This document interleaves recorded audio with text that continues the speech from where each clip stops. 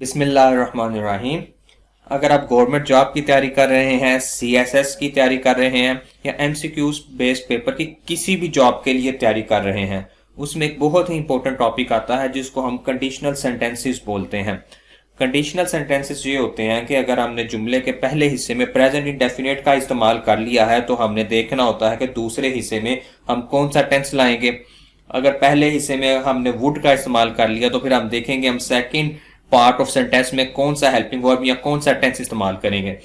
तो आज की वीडियो में फ़कत हम कंडीशनल सेंटेंसेस ही नहीं देखेंगे, इसमें एक जो ब्लंडर हम करते हैं, बाज़ लोगों को कंडीशनल सेंटेंसेस का मालूम भी होता है लेकिन ये नहीं मालूम होता कि इसमें कोमा लगाने के भी रूल होते हैं, कब और कैसे कोमा लगाया जाएगा। तो इसके बारे में हम गुफ्तगू करेंगे। तो बगैर किसी डिले के चलिए अपनी वीडियो का आगाज़ करते हैं।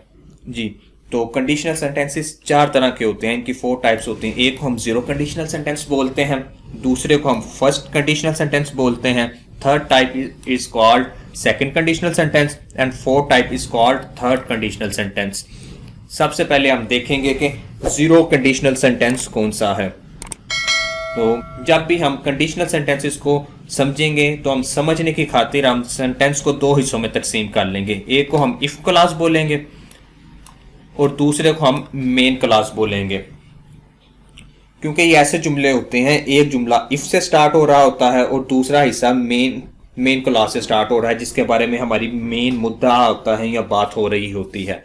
तो जीरो कंडीशनल सेंटेंस का रूल ये है, ये ऐसा सेंटेंस होता है जहां पे हम जुमले के दोनों हिस्सों में प्रेजेंट इंडेफिनिट का इस्तेमाल करेंगे। तो ये आपके सामने मैंने एक एग्जांपल लिखी है, if you smoke then health suffers. If you smoke then health suffers. ये इस तरह के सेंटेंसेस होते हैं, इसमें हम यूनिवर्सल ट्रुथ के बारे में बात कर रहे होते हैं। जैसे कि आप किसी को कहते हैं बेटा अगर आप स्मोक करेंगे तो आपकी सेहत खराब होगी। तो ऐसे सेंटेंसेस जिसमें हम यूनिवर्सल ट्रुथ के बारे में बात करें तो वो जीरो कंडीशनल होते हैं। और यहाँ इफ क्लॉज और मेन क्लॉज दोनों हिस्सों में प्रेजेंट इंडेफिनिट का इस्तेमाल करते हैं। चलिए देखते हैं हम अपनी second type of conditional sentence which is called first conditional sentence. First conditional sentence ये ऐसा सेंटेंस होता है जहां पे हम जुमले के पहले हिस्से में प्रेजेंट इंडेफिनिट को लाते हैं और जुमले के दूसरे हिस्से में फ्यूचर इंडेफिनिट को लाते हैं।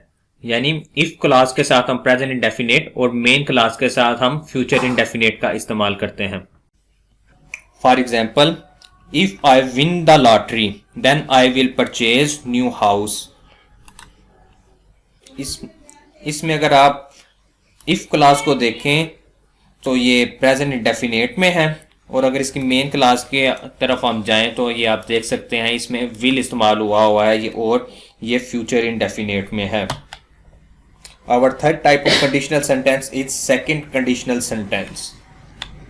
Second conditional sentence ऐसा सेंटेंस होता है जिसकी हम if क्लॉज में पास्ट इंडेफिनिट लाते हैं, सिंपल पास्ट इंडेफिनिट सेंटेंस को लाते हैं और जो हमारी मेन क्लॉज होती है उसमें हम एक पॉसिबिलिटी का जिक्र करते हैं, अगर ऐसा हुआ होता तो मैं ये करता, और पॉसिबिलिटी के लिए हम वुड का इस्तेमाल करते हैं।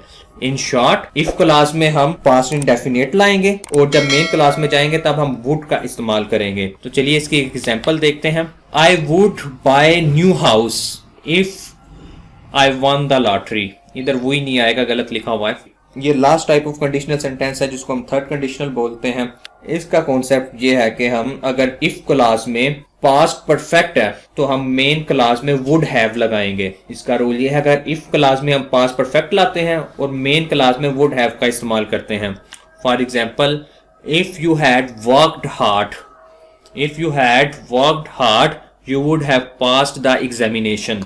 ये व्हाट्सएप स्टेटस सर्विस है। अगर आप job related information WhatsApp status पर लेना चाहते हैं तो डिस्क्रिप्शन में ही मौजूद लिंक पर क्लिक करके फॉर्म फिल कर दें और हमारा नंबर अपने पास सेव कर लें। आपको job related information WhatsApp status पर मिलना शुरू हो जाएगी। ये इंपॉर्टेंट नोट है कोमा से रिलेटेड। अगर आप कंडीशनल सेंटेंस इस्तेमाल कर रहे हैं तो इसका ये असूल है, अगर आप इफ क्लॉज पहले ला रहे हैं तो मेन क्लॉज से पहले आप कोमा का इस्तेमाल करते हैं, लेकिन अगर आप इफ क्लॉज बाद में ला रहे हैं जुमले के और मेन क्लॉज पहले ला रहे हैं तो फिर आप कोमा नहीं लाते। ये मैंने कुछ एग्जांपल्स लिखी हैं, ये आप देखें। ये फर्स्ट एग्जांपल देखें आप, if Talha does not come to school, ये देखें इफ क्लास मैंने पहले लाया हूं और ये साथ ही ये देखें कोमा भी लगा हुआ है, then he will not get good marks. If Talha does not come to school then he will not get good marks.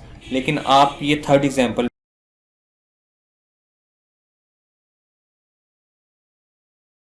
में I will answer if he calls me, इसमें आप ये देखें जो हमारी मेन क्लास है उसका इस्तेमाल मैंने पहले किया है और इफ क्लास को मैं बाद में लाया हूँ, और आप ये नोटिस करें मैंने दरमियान में कोमा नहीं लाया।